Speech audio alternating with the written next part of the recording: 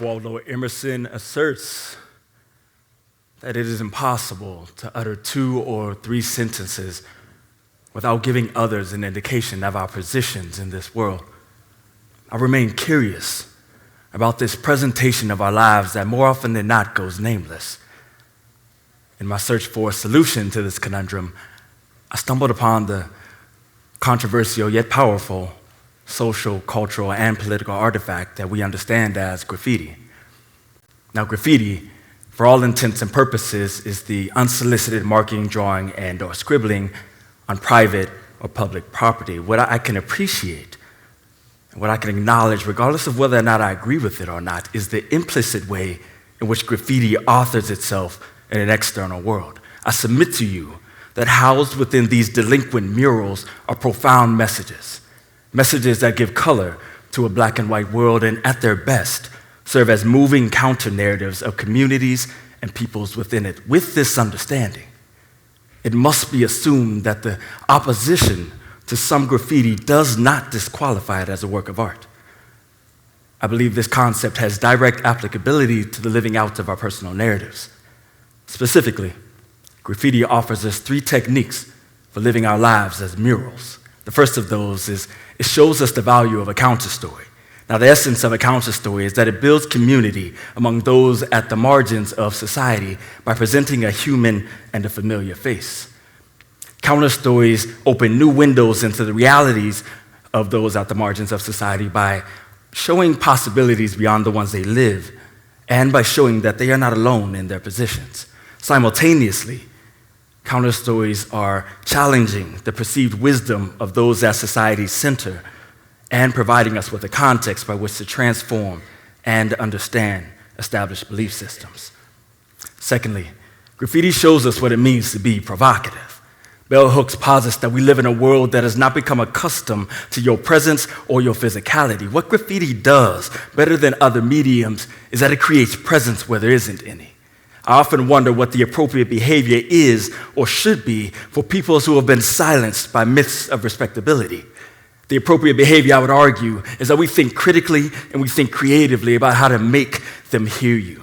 With every breath you take, you have the opportunity to tell a story. Like graffiti, our locations are not always welcome or timely. To that I say, show up anyway.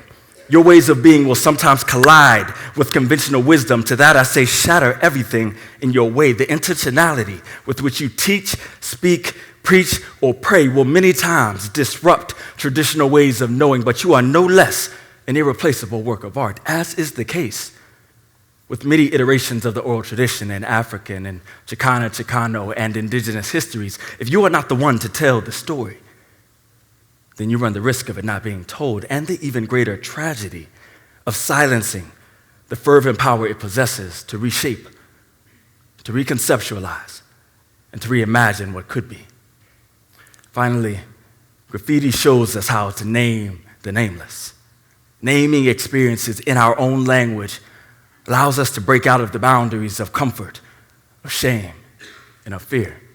In a sense, it returns us to a place of pride and respect for who we are by choosing not to be entangled by things that could otherwise debilitate us. Naming experiences could then serve as a catalyst for being able to name what the mural of our lives is going to stand for. For me, the walls of my bedroom were my first easel. Sandstone espresso, the color of less dangerous coffee. Neutral and watered down like the backdrop for photographs. A surface with no distinction will never have a story to tell. My brother and I, we couldn't bear the agony of untold adventures. So when life was only as tall as doorknobs, we left all the wisdom we could squeeze out of Crayola and hieroglyphics for archaeologists to examine. Mama didn't like this too much. Said this wasn't the place for that type of intellect.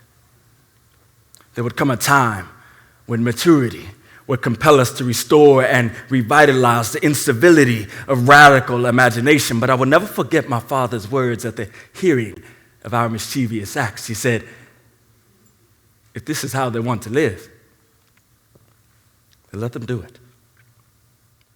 Perhaps He saw something in us that was buried in him, the same courage that allowed him to break the ocean in two and carry the weight of never returning ideas. Don't fit into rigid boundaries. Immigrants rarely do, so they raised poets to be the pencil for the silence and paint on walls because of never room for them in books to become authors for the purpose of naming the murals we dismiss as graffiti, the genre of the voiceless. If riots are the language of the unheard, the bricks of my spirit are full of them.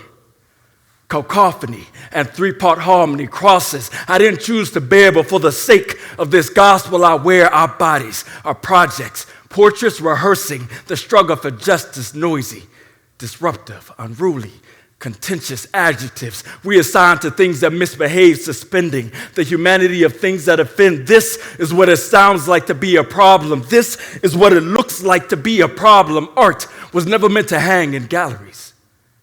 Flawed templates for cursory viewing, musing in mindless movement along a carousel of controlled protest. Masterpieces lose their brilliance this way, this posturing, this turning down your rage to barely audible levels so that they will never hear the fireworks in your belly, the language of pain, anger, and love. Our canvas isn't polite, it's political.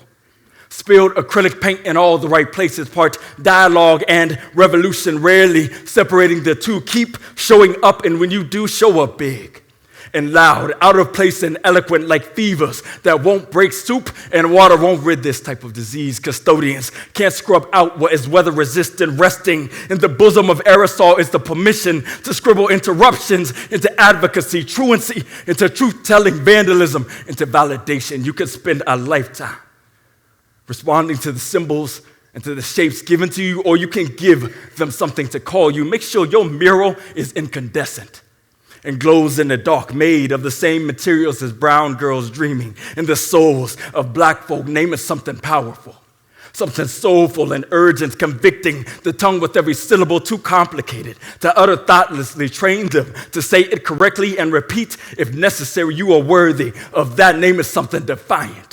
Rebellions and protests share the same soul. No matter what nation or state you call home, give it a holy name. Our children will hear the voice we give to our prayers and remember to be proud of their bodies and its genius, no matter how wrong they are told they are. Make it sound like hip-hop. Literacy of recovery, rebirthed with a soundtrack of resistance written on vinyl, arresting a world that co-opted your rhythm and blues. Returned to our possession, the license to move freely. Call it umoja, ujima, ujamani, akumba, and every principle that reaffirms the beauty from which you ascend. Name it Jericho or Berlin, with your voice as a trumpet and arms raised like trombones. Yes, walls may be insurmountable, but nothing is impenetrable. Unrighteous cornerstones will always fall in on themselves. Give it a fearless tone, one of warriors and war cries. Make it a resurrection song.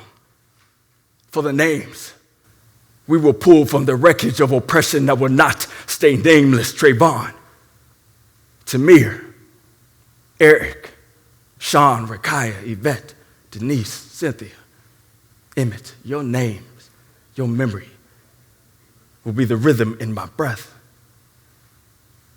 It'll be the paint on my hands. Our lives are murals with no name until we give it one. I believe we all have a language by which we can tell our story. Poetry. My language of delivery is an embodied experience that allows me to give voice to the voiceless. Through it, I am able to express to my students that our stories and a series of stories inside us, complete with dominant and subordinate plots, experiences, and themes, are critical chapters in a larger narrative, which is why we must fight so hard to articulate it, to give it a name, to show and tell others what we are about. May your agency be met with urgency in responding to this world's deepest needs in a language and style that makes sense for you, so that your story may do the important work of speaking truth to power.